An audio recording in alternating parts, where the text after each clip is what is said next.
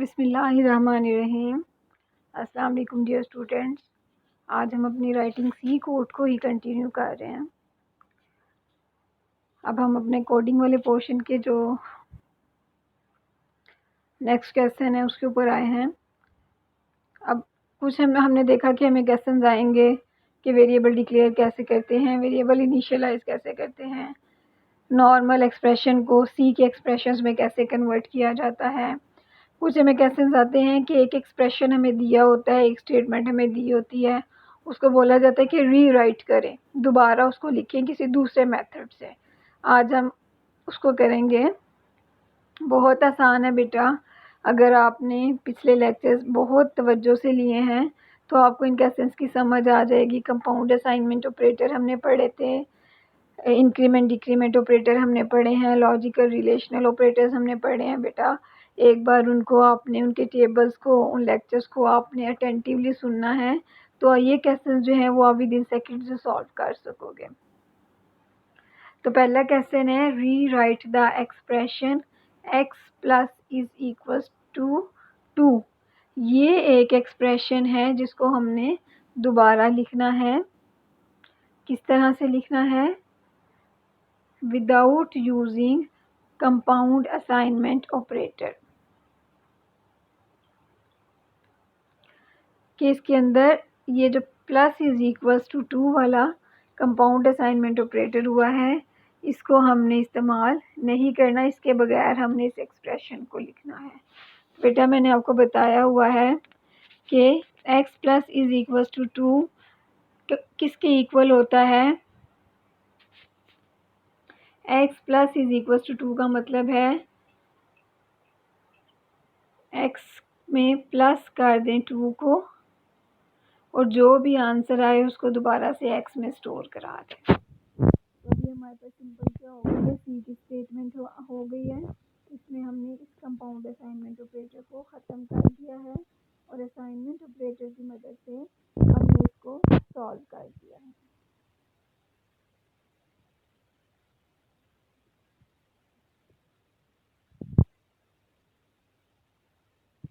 यहाँ पे हमारे पास होता x multiplication is equals to 5 और हमें बोला जाता इस एक्सप्रेशन को कंपाउंड असाइनमेंट ऑपरेटर के बगैर लिखें बेटा। तो फिर हमने क्या करना था? x और 5 को आपस में मल्टीप्लाई करा देना था और दोबारा से किस में स्टोर करवा देना था? x में ही।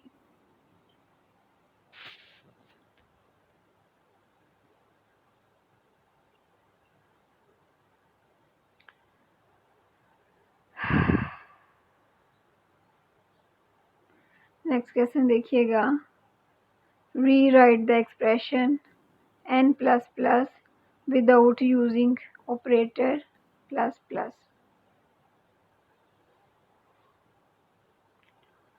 कि ये जो n प्लस प्लस वाला ऑपरेटर है इसको हमने n प्लस प्लस के विदाउट लिखना है।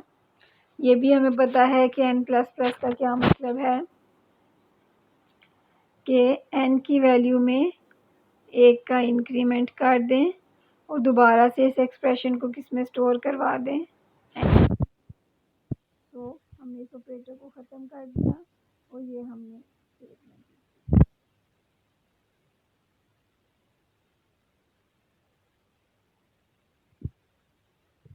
हमारे पास क्वेश्चन होता n माइनस माइनस और उन्होंने बोला होता कि माइनस माइनस वाले ऑपरेटर के बगैर इस स्टेटमेंट को लिखें। फिर हमने इसको कैसे लिखना था? माइनस माइनस का मतलब है डिक्रीज बाय 1, या इसमें से एक का डिक्रीमेंट कर दें, एक को माइनस कर दें। तो हमने कैसे लिख देना था? n माइनस 1 और एक्सप्रेशन को दोबारा से किस में स्टोर करवा देना है? n में।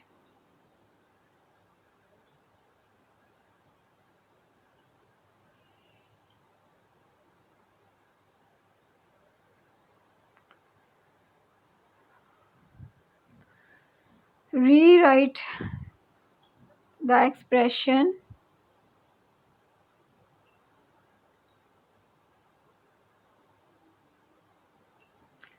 ये एक्सप्रेशन है, एक वेरिएबल है result is equals to result by 2। इसको हमने कंपाउंड असाइनमेंट ऑपरेटर की मदद से लिखना है। इस एक्सप्रेशन की जगह हमने कंपाउंड असाइनमेंट ऑपरेटर इस्तेमाल करना है। कौन सा कंपाउंड असाइनमेंट ऑपरेटर बेटा इसके अंदर इस्तेमाल होगा वो आप देखिए। यहाँ पे स्लैश है, स्लैश का मतलब है स्लैश इक्वल वाला ऑपरेटर इस्तेमाल होगा।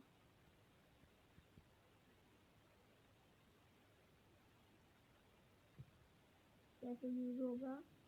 रिजल्ट को ही हम 2 से डिवाइड कर रहे हैं और रिजल्ट को ही हम 2 में स्टोर कर रहे हैं।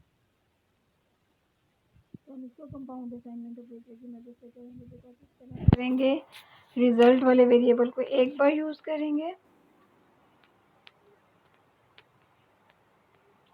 और टी है ये, divide it is equals to 2। अब हमने इसमें कंपाउंड असाइनमेंट ऑपरेटर इस्तेमाल कर लिया। अगर आप इसको नॉर्मल एक्सप्रेशन में लाएंगे तो हमने देखा कैसे होता है, रिजल्ट डिवाइडेड बाय 2।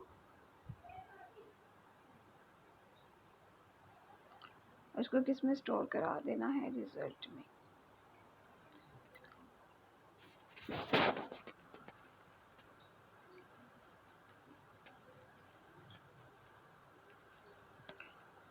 तो ये आपको पहले जैसे ही एक्सप्रेशन मिल जाएगा।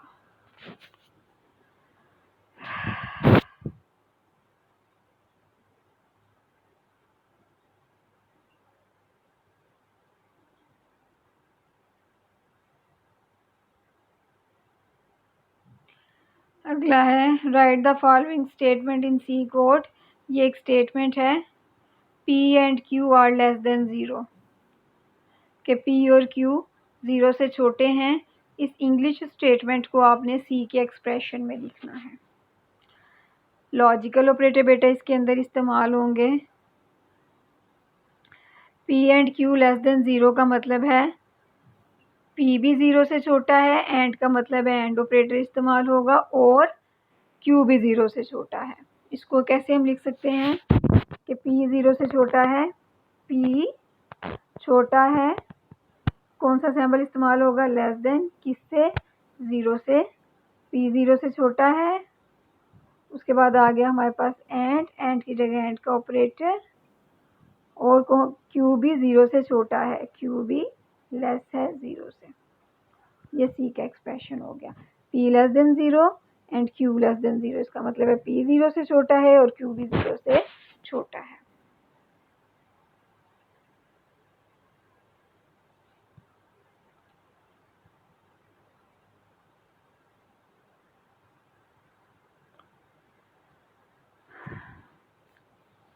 Write the following statement in C code। Statement क्या है? स्कोर। स्कोर एक वेरिएबल है जिसकी जो वैल्यू है इज बिटवीन 50 एंड 60 इंक्लूसिव। एक वेरिएबल स्कोर है जिसकी वैल्यू 50 और 60 के दरमियान आती है। इंक्लूसिव का मतलब है उसकी वैल्यू 50 भी हो सकती है, उसकी वैल्यू 60 भी हो सकती है, और 50 और 60 के दरमियान जितनी वैल्यूज़ हैं वो उसकी हो सकती हैं। इसका मतलब है कि स्कोर के वेरिएबल की वैल्यू क्या हो सकती है? 50 से लेके 60 के दरमियान, और 60 भी हो सकती है, इंक्लूसिव का मतलब है, और 50 भी हो सकती है। स्कोर के वेरिएबल की जो वैल्यू है वो 50 और 60 के दरमियान भी है, 50 भी हो सकती है और 60 भी हो सकती है। अब हम कैसे बताएंगे अब इसकी वैल्यू कौन कौन सी हो सकती है? स्कोर की 50 और 60 के दरमियान कौन कौन सी वैल्यूज़ आती हैं? 50 आ गई, 51, 52, चलते चलते चलते 59 और 60।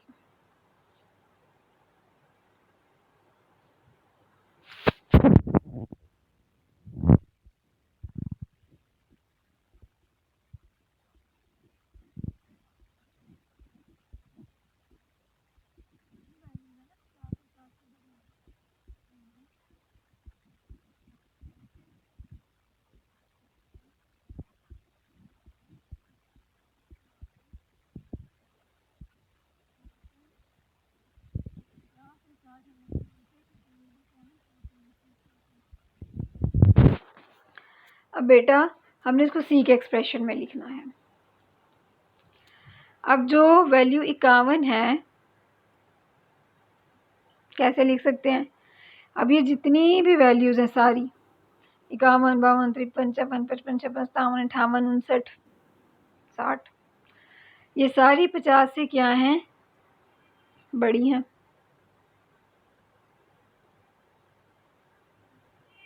क्लियर हो गया? तो स्कोर की वैल्यू क्या होगी?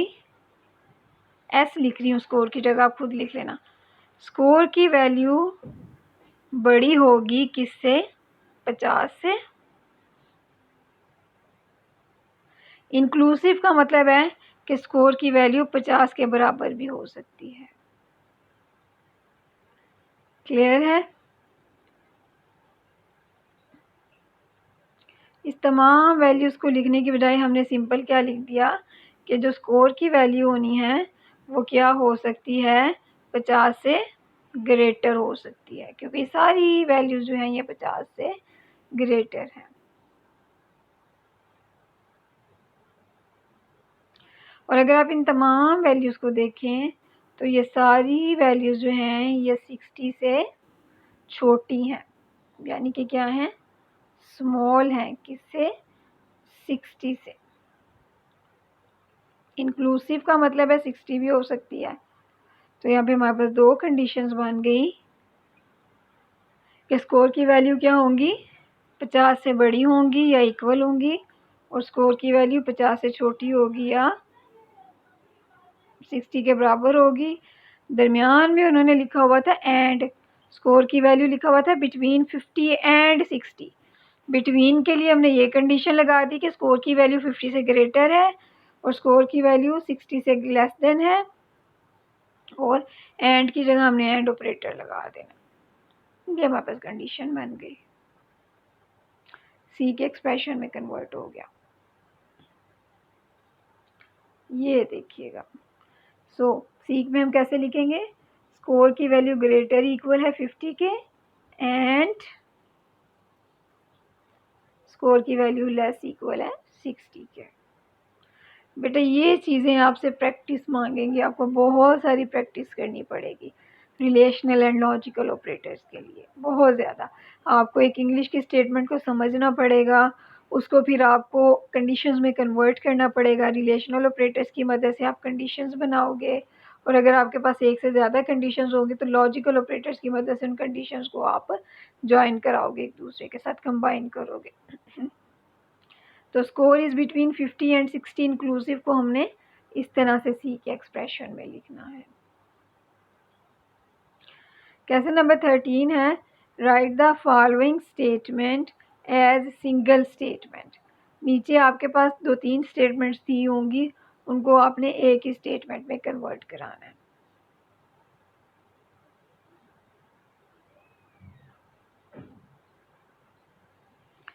ये हमारे पास 3 स्टेटमेंट्स दी गई हैं।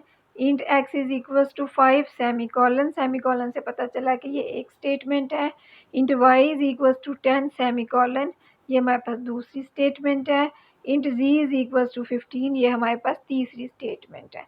इनको हमने सिंगल स्टेटमेंट में लिखना है। सिंगल स्टेटमेंट में लिखना है इसको पॉसिबल है। क्यों पॉसिबल है? क्योंकि तीनों की डाटा टाइप क्या है? इंटीजर है। ये जब हमने डिक्लेरेशन एंड इनिशियलाइजेशन देखी थी तो फिर हमने देखा था कि हम सेम डाटा टाइप के वेरिएबल्स को एक लाइन में कोमा सेपरेटेड लिख सकते हैं। तो इसमें हमारे पास 3 वेरिएबल हैं, एक्स, वाई, जी, तीनों की डाटा टाइप क्या है? इंट। एक बार हम लिखेंगे इंट, पहला वेरिएबल क्या है? एक्स, और उसकी वैल्यू क्या? 5। X is equal to 5, semicolon use नहीं करना, कोमा यूज़ करना है क्योंकि सिंगल स्टेटमेंट में लिखना है। दूसरा वेरिएबल है y is equal to 10, comma. तीसरा वेरिएबल है v इज इक्वल टू 15, इसके बाद कोई वेरिएबल नहीं है तो सेमी कॉलन। ये हमने क्या किया? अपने सी स्टेटमेंट को, 3 सी स्टेटमेंट्स को सिंगल सी स्टेटमेंट में कन्वर्ट कर दिया। बेटे जो मैंने कोमा लिखा है ना, हमारे पास यहाँ पे स्पेस कम है, ये वाली जो स्टेटमेंट है ये फ़ौरन इसके आगे आनी है, फिर जैसे ही कोमा ख़त्म होना है ये स्टेटमेंट इसके आगे आ जानी है। वो हम नीचे आपको मैं सोल्यूशन में दिखा देती हूँ। ये देखिए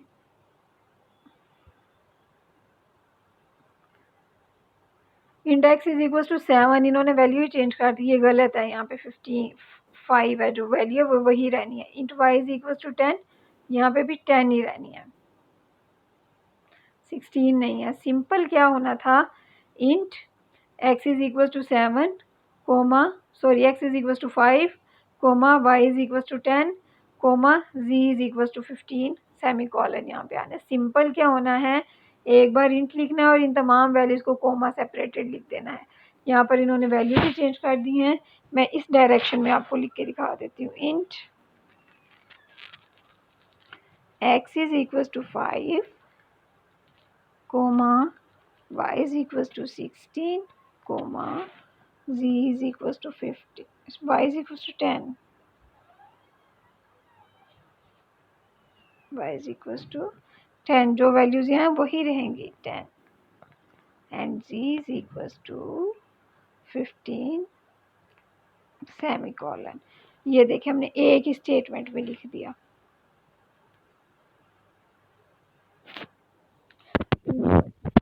ये गलत आंसर्स हैं, ये वाले जो इन्होंने दिए हमें, दिस इज रॉन्ग। वैल्यूज यही रहेंगी 5 10 एंड 15। एक बार आपने इसको करने से पहले वेरिएबल डिक्लेरेशन एंड इनिशियलाइजेशन में सेम डाटा टाइप को के वेरिएबल्स को सिंगल लाइन में कन्वर्ट करने वाली एग्जांपल देख लेनी है, तो आपको बेटा जिसकी बहुत अच्छे से समझ आ जाएगी इंशाल्लाह। तो आज का यही तक हमारा लेसन था। इंशाल्लाह ताला हम नेक्स्ट एक्सरसाइज हम करेंगे, उसके बाद हम आपस में डिस्कस भी करेंगे। आपको कोई क्वेश्चन हो आप व्हाट्सएप के ग्रुप में या कमेंट्स में जो है वो पूछ सकते हो।